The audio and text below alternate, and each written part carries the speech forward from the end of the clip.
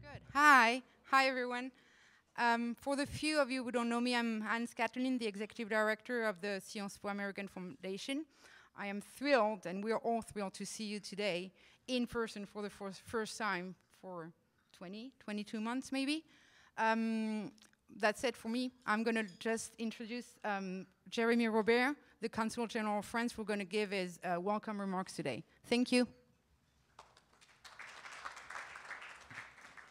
Merci, Anne. Thank you very much, dear Maëlle, dear Frank, dear friends. It's a great pleasure to be here today to introduce this fascinating discussion, I'm sure, between the two of you, because you're great friends of the French-American friendship and relationship. And in times of difficulty, political difficulties, it's good to remember that beyond the political level, there's a whole range of activities, human contacts, business, finance, university, research, sports, and you all, I mean, both of you are playing a major role in that respect. Maëlle also incarnates that. She's heading a fund, investment fund, which, I mean, major investment fund, which is going to open a bureau in Paris with a project to invest in France, which we welcome very much. She's also the president of the French Tech, which helps promoting the French ecosystem in New York, and this is also a very welcome activity. Frank McCourt is, we all know your investment in a major investment in France in the sport business with the Olympique de Marseille, which was, I mean, Olympique de Marseille is a world on its own in France. I support OM very much, and you have been very brave, because it's a task, it's a challenge to take up Marseille, but this year we can see there has been some success in the past, but this year we can see the team is on track. And I also welcome your it's not an investment, but it's a huge, massive support that you're providing to Sciences Po, which is also one of our flagship institutions in France, for this Project Liberty that we just discussed, that you're going to discuss, which aims at making internet more, more fair, better, and to address the public goods better, with aim and an objective to make tech for good, tech for common goods, and this is and to try to solve this paradox that internet is supposed to make the world easier and better. Easier is probably the case. Better, it has to be the case, but it's still not sure that we have reached the solution in that respect. So all this investment and support that you're providing, it's massive. For Sciences Po, it will be $25 million, which is or euros, I don't dollars, for which is out of 100 million in total. It's very much welcome, and I would like to, on behalf of France, to thank you for that. So you're going to now to have a discussion with the right person, because she published a book last year on this very specific issue, how to make the internet a better world, or at least how to make big tech companies more, to have more empathy from the big tech, and to have more, let's say, more fairness, and maybe a better way to address all this public good also. So I would like to thank you once again, both of you, and to introduce this fantastic discussion. The floor is yours. Thank you. Is this working? Yes, it is working. Bonjour. Good morning. Good morning. All right, so I have a very important question, because we've just talked about the Olympique de Marseille. I'm from Paris. I don't understand why not the Paris Saint-Germain? Seriously. Well, to me, PSG is big tech, and LOM is Project Liberty. So. Oh my God! Here we go. The conversation is starting. Okay, so let's talk about the Project Liberty, and in particular, there's this institute that you are now going to be pushing, supporting, helping, together with Sciences Po. Where does that idea come from? Well, first of all, for those that aren't maybe familiar with Project Liberty, it's a project to create a new civic architecture for a digital world, and in the way we're hoping to do that is by returning the ownership and the control of data to individuals, embedding values and ethics into the Web 3.0 as it evolves, and really returning the value proposition, the economics, to the individual users and the developers and so forth. So to the community that powers this whole ecosystem. And the project has three component parts, one of which is governance. And that's where the Institute fits in. The other two are the tech pillar and the movement. So in thinking of Project Liberty, it's not just a tech project. It's tech, governance, and movement.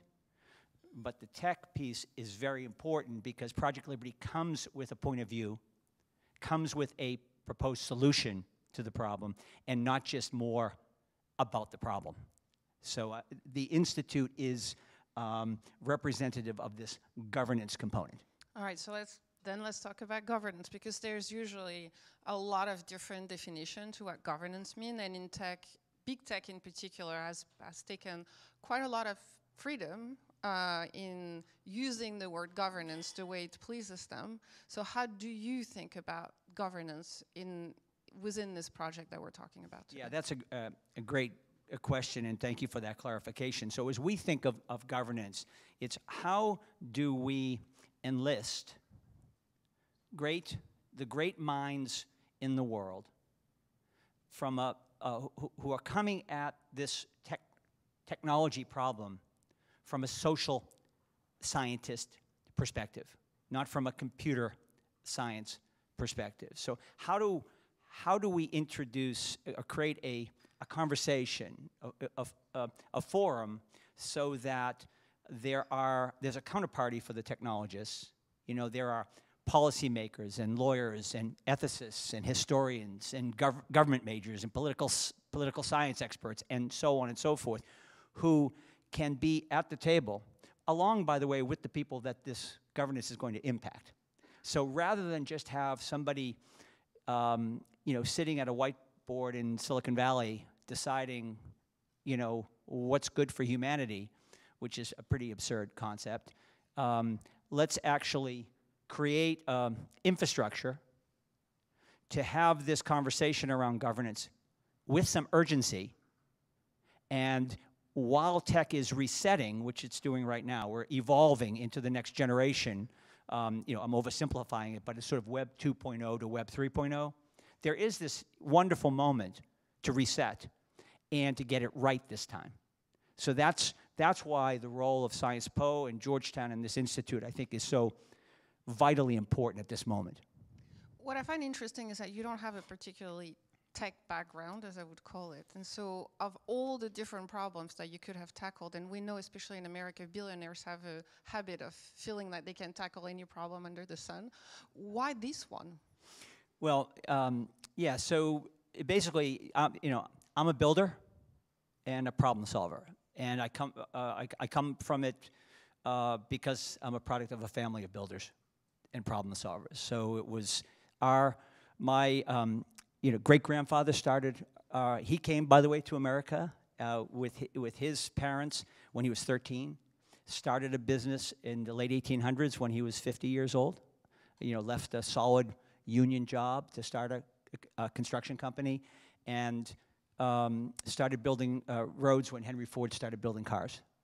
And so we have a 130-year history of building things and problem solving. So this is, I share a little story. When growing up, I'm one of 7 kids, and so you can imagine our dinner table, right, with 9 people, and then guests and friends and whoever was around. So every dinner was like a board meeting in my house, and it was every perspective you can imagine, very liberal, very conservative, in the middle, and we would debate the issues of the day, and of course, very easy to identify problems or what we thought were the problems. But I still hear, my mom's voice at the end of every conversation. It was like, okay, so now what are you going to do about it? And that's your mom sounds very much like mine. Well, I think like a lot of moms, right? And it's an important voice to listen to. We live in a world right now where there's a lot of we know there are problems. Let's be realistic, right? But there's a lot of moaning and groaning about the problems and blaming people for the problems and pointing fingers, and not enough discussion about, okay, well, how are you going to solve it? And I think we all need to ask that question. And again, just so thrilled to have, reached an understanding with Sciences Po, because what you all represent, when you think about the institution and its network and your networks and the connections and so forth, the ability to, we can start an institute, right, and put a lot of money in, but it starts from scratch, and it takes a long time to develop credibility. Well, with Sciences Po in Georgetown, immediately there's credibility. There's a real there. And I believe we need to go beyond Georgetown and Sciences Po to reach out into the world to people who know there's a problem, believe they can contribute to the solution, understand that tech is part of is maybe the primary problem right now. Both the surveillance aspect of technology, the surveillance capitalism that exists in the U.S., social media, is a disaster. But tech needs to be part of the solution. But as I said earlier, resetting tech with embedded values and ethics and principles. I'm not talking about technological standards. I'm talking about societal standards. Who is the tech for? Why are we doing it? What do we want to achieve? Those conversations need to be had before the technologists just go build the technology. There's this pithy expression that, in Silicon Valley, it's move fast and break things. You've probably heard that, move fast and break things. Well, they've achieved their objective. And they're breaking some very big things. But that's not a purpose statement. That's not what you do when you build a company or an institution like Sciences Po. What's the purpose? What are we doing? And that question may be the most important, question at the moment. And Braxton, who's sitting over here, who leads our tech effort, said to me the other day that as important as the tech innovation is, he believes that the tackling and contributing to this governance question could be the biggest contribution of Project Liberty. And that's going to take a lot of people saying, we're going to fix this. And we're not going to be denied. So it feels to me that this conversation has actually been happening for, I would say, 3 to 4 years. It used to be that big tech was like, no regulation, we're making the world a better place, everything is fine, don't bother us. It has changed a little bit. They may not always be on board with it, but conversations are happening more and more.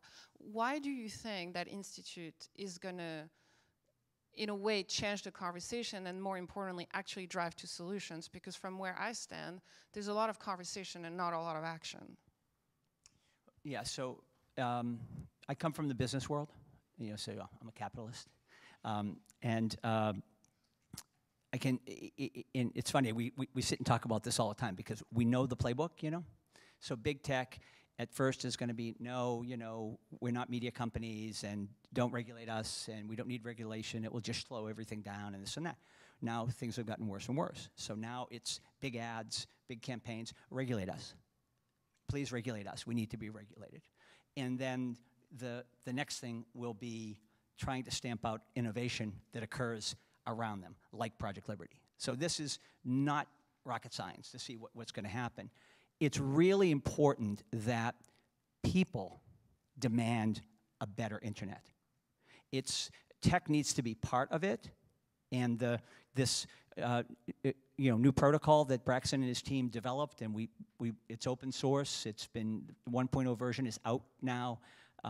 It's a very powerful idea because it changes the way the internet works. It basically makes the social graph a universal graph and returns ownership and control of data to you all, if everybody adopts it. So that's really key. And the idea of unfinished, which is the movement piece, is to get lots of individuals and organizations and networks, basically, a network of networks, to demand a better way forward.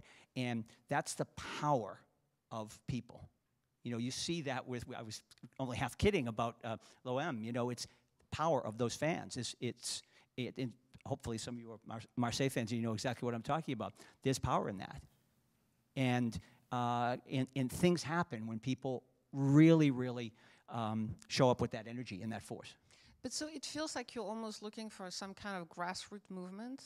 How does that fit with a world where governments in one way are even more powerful while at the same time being weakened by technology? Like, how do you think about the role of the governments? Are you going to be working with them on regulation? And as we know, like, especially right now, especially in the US, there's a lot of conversation around Section 230, around antitrust, and whether or not we should be breaking up big companies. And so there's a lot of, again, lots of conversation, not a lot of actions. What are you going to do with governments who are for sure going to be interested in having some of this conversation, but may not be interested in taking any action? Well, you know, we've talked to Elysée Palace and a number of, and I went to Parliament, you know, and visited with a number of the ministers as well. Likewise here, we've been to Capitol Hill and we've kept people up to speed on the project and what's going on. And one thing for sure is we've received total receptivity to the idea that a new way forward would be welcome. Let's put it that way.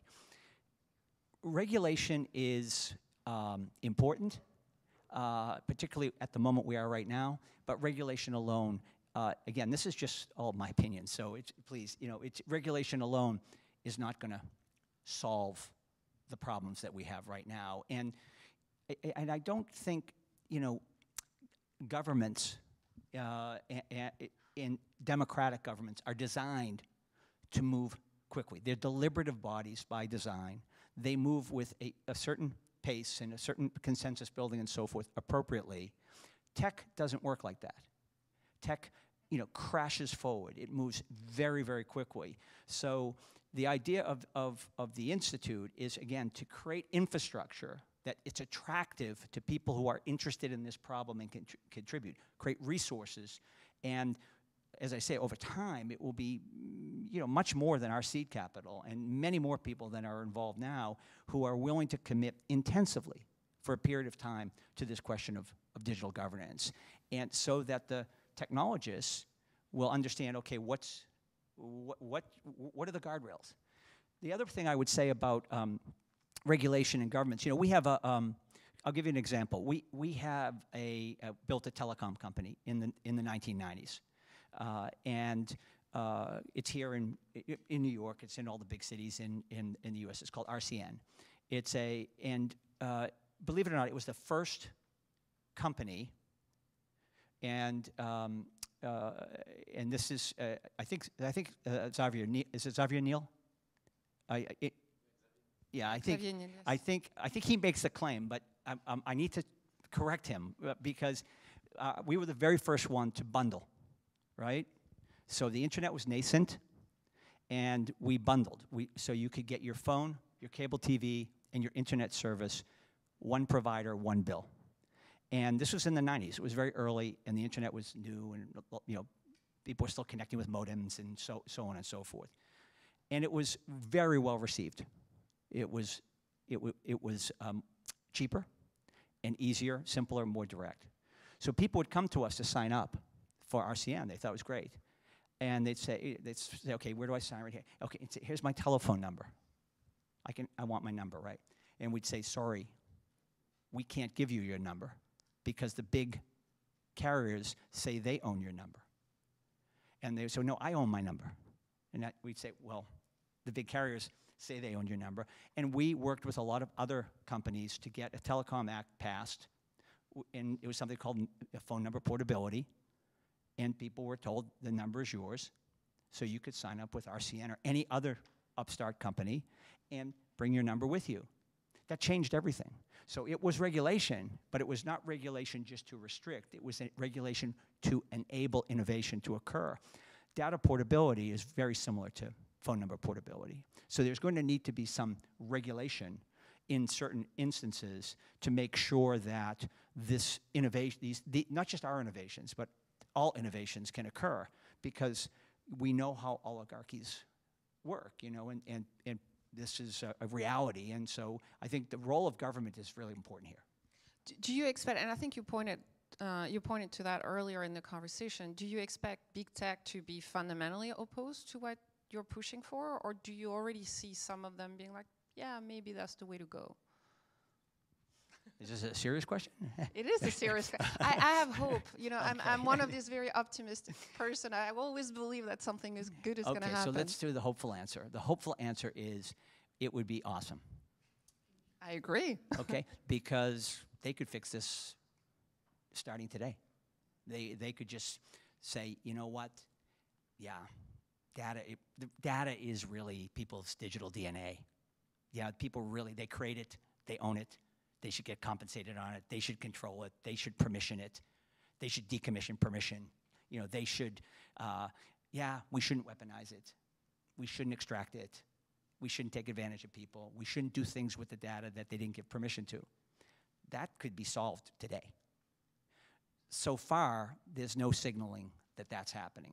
They're addicted to the data. Okay, this is how they are, you know, creating massive amounts of wealth. So now I'm an optimistic person. I'm not optimistic about that one. I hope if they see that people are demanding a new way forward and leaving their platforms because of the behavior, that they'll adjust. But they're going to have to, you know, they're going to have to adjust to the fact that, you know, that there's a different way forward where individuals and their rights and their privacy and their data and data ownership and control belong to the individuals. That would be a big shift for them. And, you know, I feel like Rip Van Winkle, you know, the story of the person that went to sleep and woke up like in a different world. Like, when did it become okay to steal everybody's data? When did that, like, did I miss that memo or something? It's just, it's strange to me. You know, like, I still have an automobile, so I'm like, my kids don't have automobiles, but I still have an automobile. I wouldn't let someone use my automobile without giving them permission. Would you? Why are we letting people have our data without permission? It makes, to me, it makes no sense. It just doesn't, I find it immoral, actually. I agree.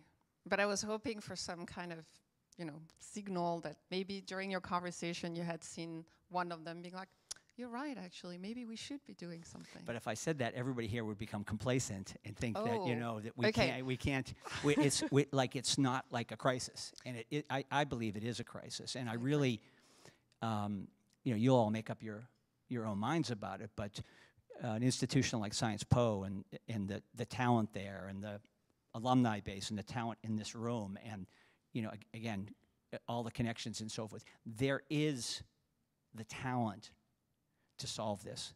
And there just needs to be a conviction about solving it. So that's a perfect segue to my next question. We need to make sure that the people here are not becoming complacent. And so what should they be doing? Because there's a lot of really powerful people here. We need to ask them to do something. What would you ask them to do? I'd say if you're willing, get on board. You know, it's Project Liberty it's an idea.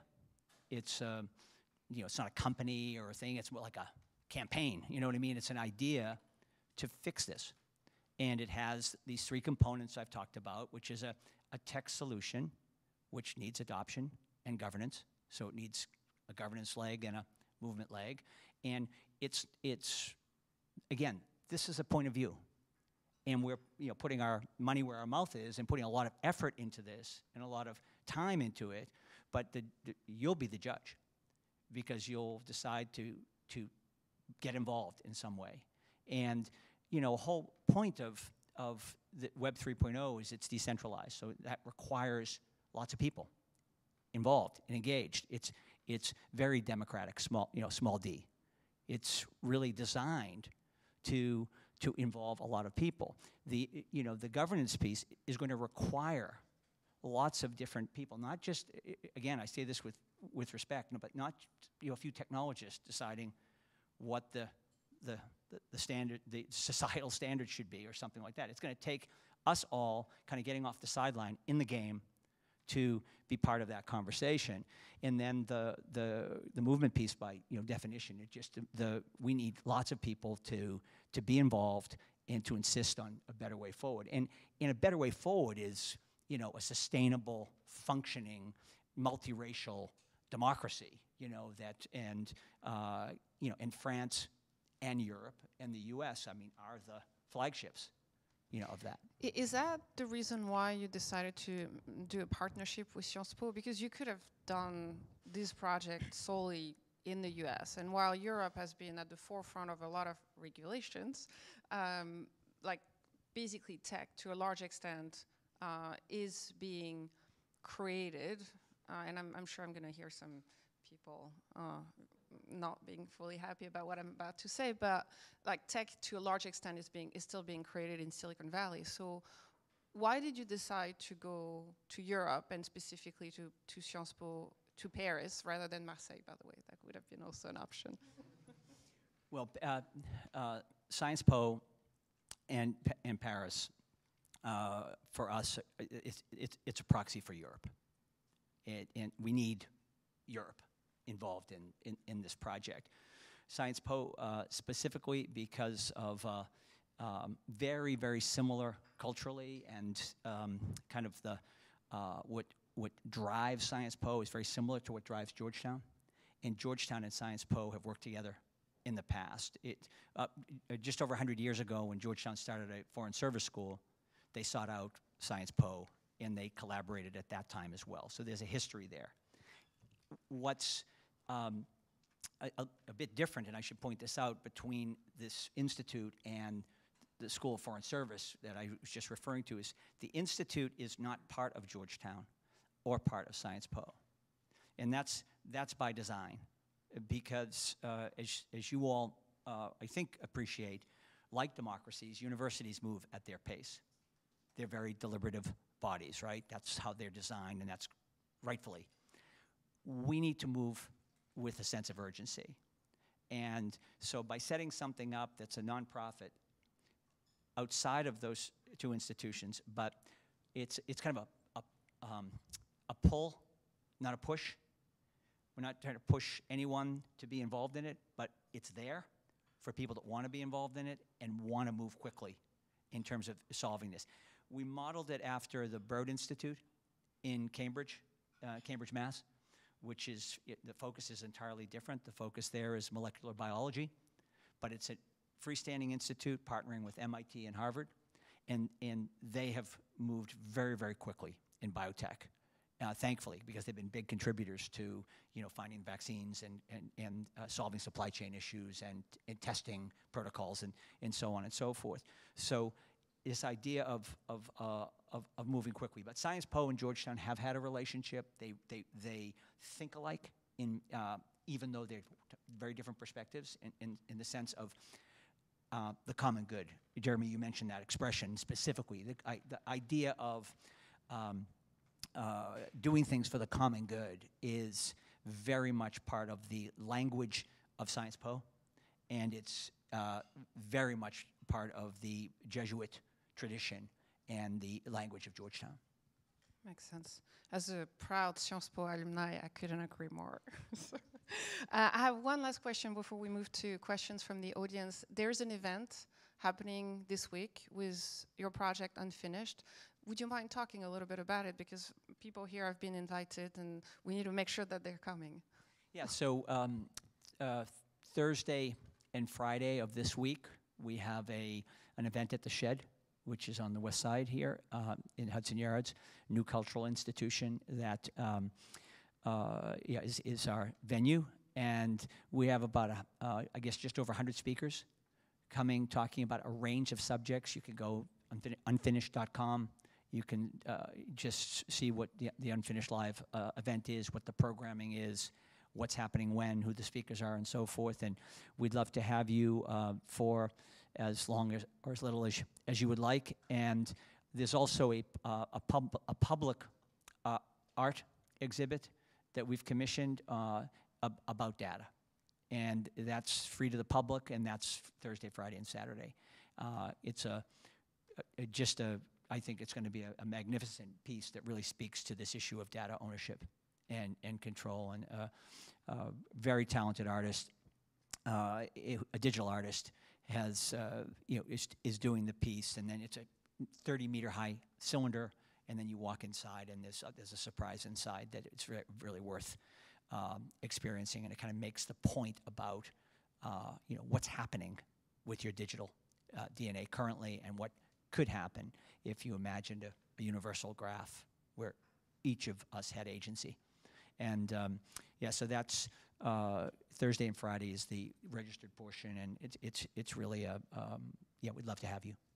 And so if you want to register unfinished.com, there's a code, Sciences Po Live or Unfinished Live VIP. And if you have more questions, and somewhere over there is the person to go to get every answer under the sun answered.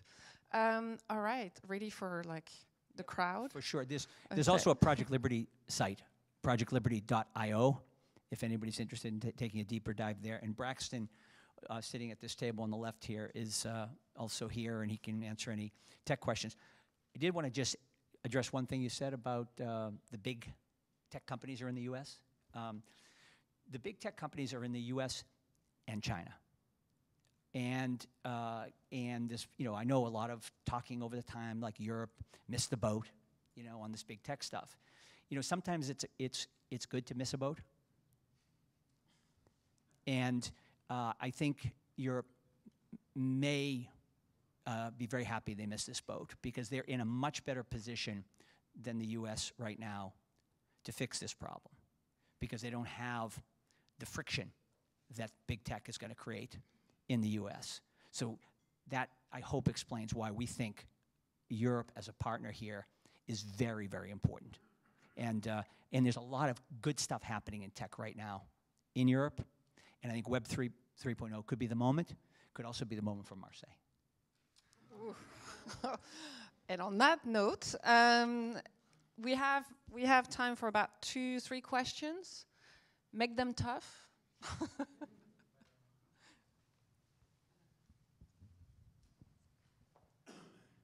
Hi, thanks for doing this morning. I just wanted to ask where you think authoritarian regimes fit in. I mean, you just mentioned China. I mean, how much of the problem is big tech companies kind of caving into demands from sort of illiberal, governments? Like we saw Google and Apple censor Alexei Navalny's app last week.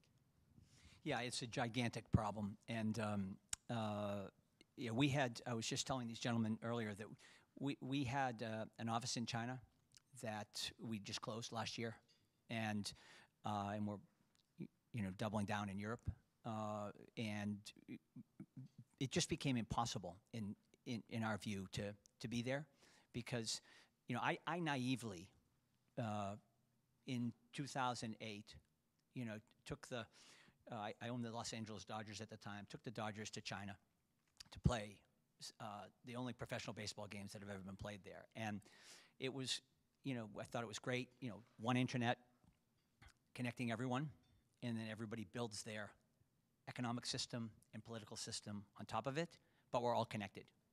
Kind of a cool idea. And so we said, big marketplace, let's be part of it. And so we invested from 2008 in trying to get things done and do things. And gradually we just saw things become more and more centralized and controlled, to the point where, like I said, it just wasn't comfortable. And they have declared where they're going with the internet. It's going to be very, very much centralized, controlled. They'll know everything about everybody, not just Chinese citizens, but anybody who sets foot there. That's a big problem, in my opinion. I think it's a big opportunity for democracies, because people do like to have liberty, right? They do like to have freedom. They do like for a common good and a common purpose. And that we've lost sight a little bit of that balance, of the individual liberties and the common good and common purpose. on your question about authoritarian, kind of dictators and strong men, I guess they're mostly men, to use the phrase, it's, these are people that see a difficult moment for their country. There's people struggling, things not going in the right direction, and so forth, and they use that as to their advantage. And this idea of being able to twist the arm of big tech or control a platform and put out whatever propaganda or misinformation is highly destabilizing. I mean, we've seen it in this country, and you see it all around the world, right? And this is a big issue. It's not like propaganda is new or media is new, but the scale, the velocity, the reach, and the instantaneous impact because of the internet is really causing unprecedented things to happen, which are really dangerous to democracy. And so that's why, I hope you sense a level of urgency, at least in my voice, and I hope you share that. First of all, thank you so much for your talk today. Amazing. My name is Laurent. I work for The Economist, and we recently put out a piece looking at regulation. I think it was in last week's edition on regulation and the crypto space and all tech in general, what governments in the US and in Europe are doing about it. But one of the main criticisms that we tend to look at is how governments don't really know where to look at, because markets are fast moving, fast evolving. And when you look at the tech space today, what are the sort of policies that you would like to see implemented to sort of refocus government's attention across US, across the Atlantic more broadly? And what markets should government really look at today? Thank you. Yeah, well, I mean, that's a question with a lot of questions embedded in it, but it's a great one. I'm going to just take two swings at it at a high level, because there's 100 things that I think, we need to get right when you start drilling down. But at a high level, I think that this is a massive geopolitical issue. And I was alluding to that in the prior answer to the gentleman's question. There's technology, data, information is, cybersecurity, blockchain, 3.0, however this is the new battlefield. And you look at how, how nations are competing and how they're attacking, one another and undermining one another. This is all based on what technology has unleashed, right, as a possibility. So I think at kind of an uber level, I think the United States and Europe need to ally. I think they need to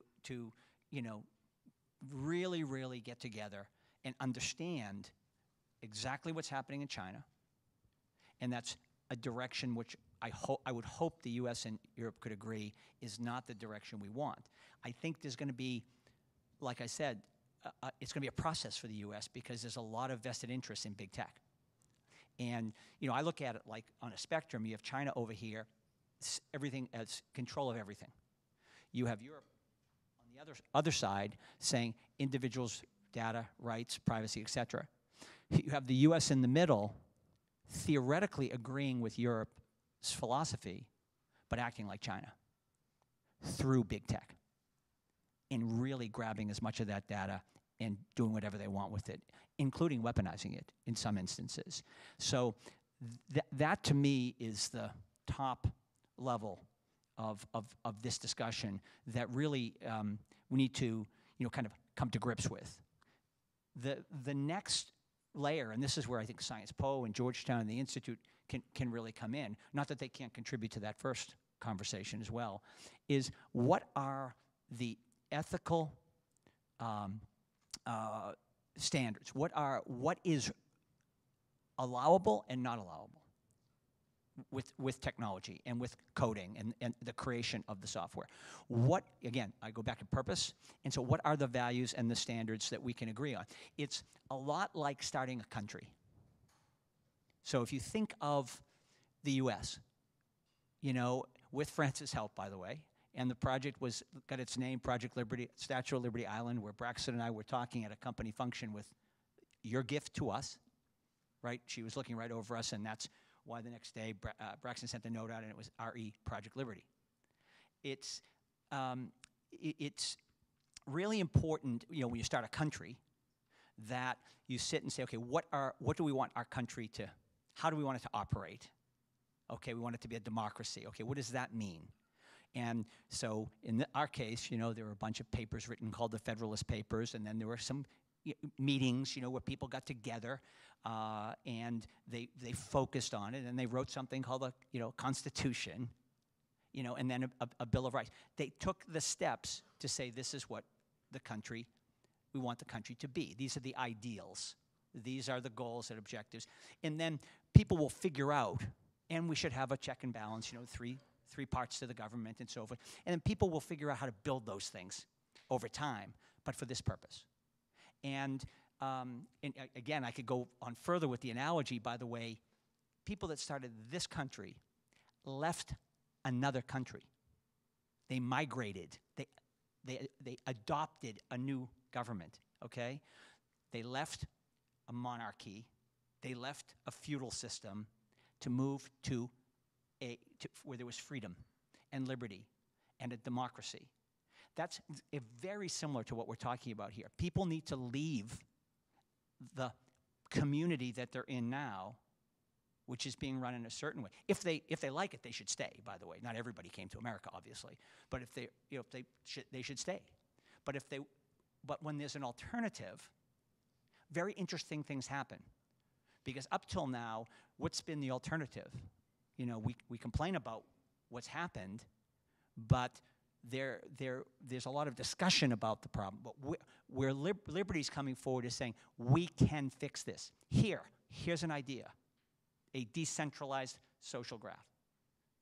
So a universal graph, a decentralized social networking protocol, right? So if everybody adopts it, the walls of the gardens come down, okay? It's like getting on a boat and coming somewhere. So to me, those are the two really big things. I think that Europe and the US need to have very serious conversations about this, because it is where the control is going to be in the future, because this is what we've chosen. We invented this thing called the internet. Everybody uses it. Everybody's connected. So there's a lot that happens, unpredictable things as well. A lot of bad things happen. There are bad people. With this new protocol, by the way, self-sovereign ID, privacy, verifiable attributes, all enabled by blockchain. So now, no machines, no bots, no false IDs, no multiple personalities. I can't be you, you can't be me. There's one of you and one of me. And we control who we give, you know, who we share our privacy, our identity with, and we also control, if we don't like what's being done, we can take it back. So I think we need to get allied, because we need to have an internet that's different than China's version for democracy to support it. And 3.0 is very aligned value-wise with democracies and respecting individual rights. And then we need to spend the time to embed the values in the coding. You know, you remember, you know, law is code, right? Hammurabi's code. You know, law is code, and now code is code, and it's how we implement policies, or not, if it's vacuous of those goals and objectives. So to me, those are the two big things. 100,000 other things that, you know, but imagine what you could build on it. Like, look at this country when people migrated, and then what was built over a few hundred years. It's going to not take that long in 3.0, but amazing stuff is going to be built. And I would say that everything in 2.0 is going to be in 3.0 only better. That would be my hope. That's my kind of optimistic view of what's going to happen. It's going to be rough getting there, but. hopefully, as we move away from monarchy, we will cut a little less heads than we did in France, but that's going to be fine. All right, so we are at time. Thank you so much this morning for this conversation. Thank you for the partnership with Sciences Po and Georgetown. I can't wait to see this conversation moving into actions. And we hope to see you all Thursday or Friday at the Shed in New York. Yeah, and if you come by, stop, say hi. And I'd love to catch up with you. Thanks for your time this morning. Really appreciate it. And thanks to Sciences Po and the whole community. Maëlle, thank you for this. And really, the trust that you're putting in us. And I know it's a two-way thing, but we really are very grateful. So thanks very much.